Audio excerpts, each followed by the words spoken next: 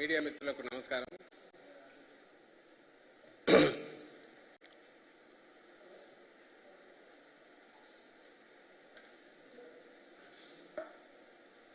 ఈరోజు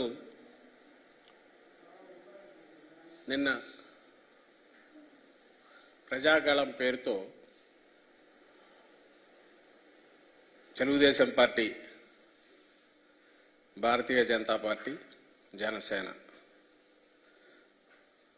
అలాగే చంద్రబాబు నాయుడు గారు, నరేంద్ర మోడీ గారు, పవన్ కళ్యాణ్ గారు ముగ్గురు ఒకే స్టేజ్ మీద కనిపించారు. రాష్ట్ర ప్రజలకు ఒక మెసేజ్ ఇచ్చే ప్రయత్నం చేశారు 2024 సార్వత్రిక ఎన్నికల నేపథ్యంలో. ఇది కొత్తది కాదు. సరిగ్గా 10 ఏళ్ల క్రితం ఈ ముగ్గురు, అప్పుడు రాష్ట్రం కొత్తగా డివైడ్ అయిన నేపథ్యంలో,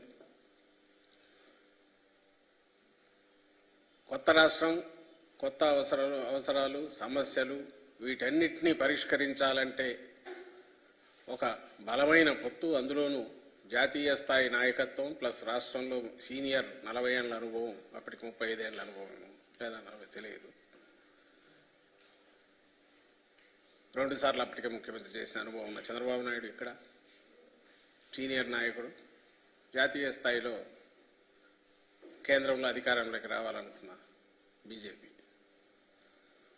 మేము దీనికి సరైన సొల్యూషన్ చూపుతామంటూ వీళ్ళకు తోడుగా పవన్ కళ్యాణ్ను పెట్టుకొని ప్రత్యక్షమైనది. ముగ్గురు కలిసి తిరుపతిలో సభలో ఆ రోజు మాట్లాడినది, లేదా అప్పుడు జరిగిన ఆ సభ, ఇవన్నీ గుర్తుకొస్తాయి ఎవరికైనా. సరిగ్గా 10 ఏళ్ళు, 10 ఏళ్ల తర్వాత అదే నాటకం. ఏమంటే నాటకంలో తేడా, ఆ రోజు బహుశా కొత్త పెళ్లి కాబట్టి ఊపు మీద ఉన్నట్టున్నారు. ఈసారి కొంచెం వెళ్ళే మొత్తం డీలాగా, కేవలం ప్రజలను మోసగించడానికి లేదా మోసగిస్తున్నామనే స్పృహ ఉండే మొహంలో కనపడే ఇది కానీ, ఒక గిల్ట్ కానీ, అలాంటివి ఏదో ఛాయామతంగా కనపడినట్టుంది. ఈ సభలోకి వచ్చేసరికి ఆ రోజు ఉన్నంత ఉత్సాహం లేదు, ఆ ఊపు లేదు, ఉండే అవకాశము లేదు. నాటకం అని ఎందుకన్నామంటే, పొత్తులు పెట్టుకోవడం కొత్త కాదు. సరే, ఎన్నికల్లో పెట్టుకుంటుంటారు. చంద్రబాబు నాయుడుకి అయితే అసలు కొత్త కాదు. ఆయన పెట్టుకోకుండా ఎప్పుడు రాడు. పెట్టుకున్నా కూడా ఫెయిల్ అయిన సందర్భాలు ఉన్నాయి. పెట్టుకోకపోతే అసలు ఊసులో లేకుండా పోయిన సందర్భాలు ఉన్నాయి. మొత్తం ఎక్కువ అవే ఉన్నాయి. కానీ ఊతకర్రల సాయంతో ఏడో అధికారంలోకి రావడము, వాళ్లను మార్చుకుంటూ ప్రతిసారి ఆ ఊతకర్రలను మార్చుకోవడము, ఇది ఆయనకు అలవాటు.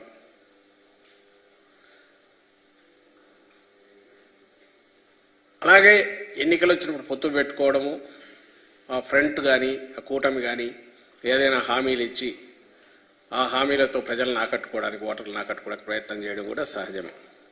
కాబట్టి 2014లో వీళ్ళు కలవడాన్ని ఎవరు తప్పు పట్టట్లా. కానీ వచ్చిన తర్వాత, అధికారం ప్రజలు అప్పగించిన తర్వాత, ఆ కారణాల వల్లనో వేరియస్ కొత్త వీటి వల్లనో మేము ఆ రోజు పోటీలో ఉన్నాం. వీళ్ళందరూ కలిసిన కేవలం 1% ఓట్ల తేడాతో అధికారంలోకి వాళ్ళు వచ్చారు. ప్రతిపక్షంలో కూర్చున్న వైఎస్ఆర్ కాంగ్రెస్ పార్టీ. నాటకమని ఎందుకు అనుకుంటున్నామంటే, ఆ రోజు ఏవైతే హామీలు ఇచ్చారో ప్రత్యేక హోదాతో సహా, ఇవన్నీ కూడా తర్వాత ఏమయ్యాయి. అలాగే ఆ కూటమి అధికారంలోకి వచ్చాక ఇక్కడ బీజేపీ వాళ్ళు పార్టిసిపేట్ చేశారు కేబినెట్లో, మంత్రివర్గంలో. కేంద్రంలో చంద్రబాబు నాయుడు గారి పార్టీ, తెలుగుదేశం పార్టీ ఎంపీలు వాళ్ళను అక్కడ కేబినెట్లో భాగస్వామ్యం తీసుకున్నారు. సో ఇది నిజమైన కూటమి లాగే నడిచింది. అలాంటి వాళ్ళు ఇచ్చిన హామీలు ఏమాత్రం అమలు చేశారు? అలాగే 2014లో అధికారంలోకి వచ్చిన 3-4 ఏళ్ల తర్వాత 3 ఏళ్ల తర్వాతనే విడాకులు తీసుకొని మళ్ళీ పక్కకి వెళ్ళిపోయాక అసలు ఎందుకు వెళ్ళిపోయారు? అలాగే 2019లో సరే ఆ విడిపోయిన తర్వాత ఎన్నికల వరకు ఆల్మోస్ట్ బండబూతుల్లాగే తిట్టుకున్నారు. పవన్ కళ్యాణ్ కేంద్రం వాళ్ళేదో పాచిపోయినట్లని ఆయన అన్నాడు. ఇంకా చంద్రబాబు నాయుడు అయితే మోడీని పూర్తి వ్యక్తిత్వ హననానికి అంటే పాలిటిక్స్లో దిగజారుడు ధనానికి అంటే దాంట్లోనే ఈయన ఆరితేరిన వ్యక్తి చంద్రబాబు నాయుడు. క్యారెక్టర్ అసాసినేషన్లో ఆయన కానీ ఆయన సపోర్ట్ చేసే మీడియా కానీ ఆ ముఠా మొత్తం ఏకంగా మోడీ మీదనే బాణాలు ఎక్కువ పెట్టి ఏమేమి మాట్లాడారో ఇప్పుడు కూడా సోషల్ మీడియాలో బాగా సర్క్యులేట్ అవుతూనే ఉన్నాయి. భార్య ఉంటే తెలిసేదని, కుటుంబం లేనివాడిని, తల్లి అని విలువ తెలియనివాడని, వ్యక్తిగతమైన వాటికి ప్రజలకు సంబంధం లేని విషయాల్లో కూడా వాటన్నిటి మీద కూడా ఆయన మీద అటు నుంచి ఏమీ లేకుండానే ఈయన అగ్రెసివ్గా అన్నాడు చంద్రబాబు నాయుడు. అయిపోయింది. 2019 ఎన్నికలయ్యే విడివిడిగా చేశారు. ఆ రోజు పొత్తు కోసం వెంపర్లాడి ఇచ్చేసింది చంద్రబాబు నాయుడు. తర్వాత ఎప్పుడైతే యాంటీ ఇన్కంబెన్సీ ఓటు చీలాలనుకున్నప్పుడు 2019లో తన్నేసి బయటకు వచ్చేసి ఇండిపెండెంట్గా ఇచ్చేసింది చంద్రబాబు నాయుడు. ఈరోజు మళ్ళీ అదే చంద్రబాబు నాయుడు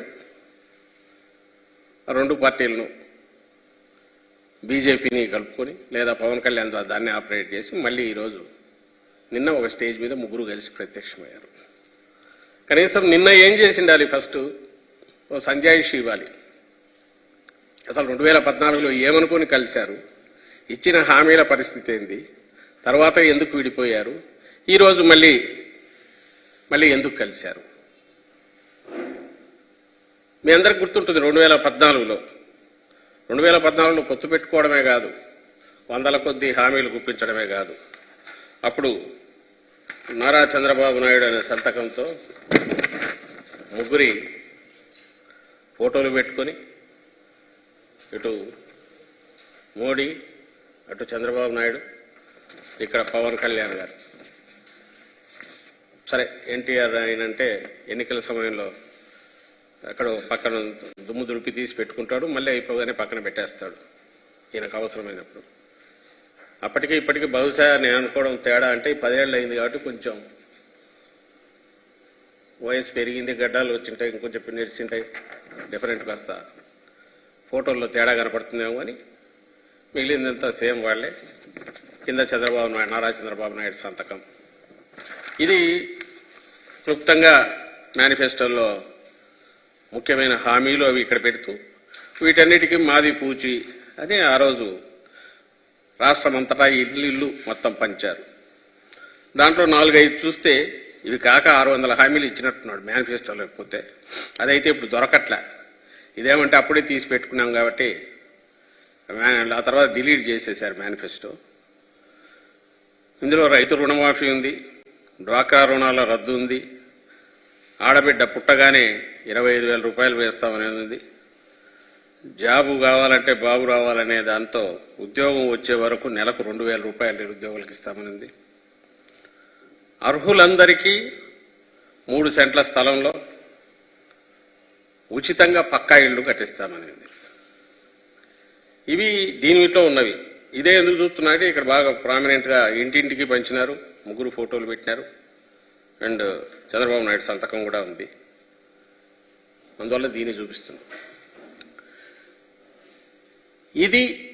దీనికి సంజాయిషి ఇచ్చి ఉండాలి, ఎందుకంటే ఇవేం జరగలేదు కాబట్టి. ఏదర్ 1,00,000 కోట్ల దాకా ఉన్న రైతు రుణమాఫీ అరాకొర 10,000, 13,000 జరిగినట్టుంది 5 ఏళ్లకు. మీ బంగారం కూడా ఇళ్లకు తెప్పిస్తానన్న దాంట్లో అంతా కలిపితే 1,00,000 కోట్ల పైన ఉంది. దాంట్లో ఇచ్చింది 15,000 కోట్లు, 13,000 కోట్లు నాకు తెలిసి 5 ఏళ్లకు. ఇంకా మిగిలినవైతే అసలు ఏదీ లేవు. ఇంత అబద్ధాలు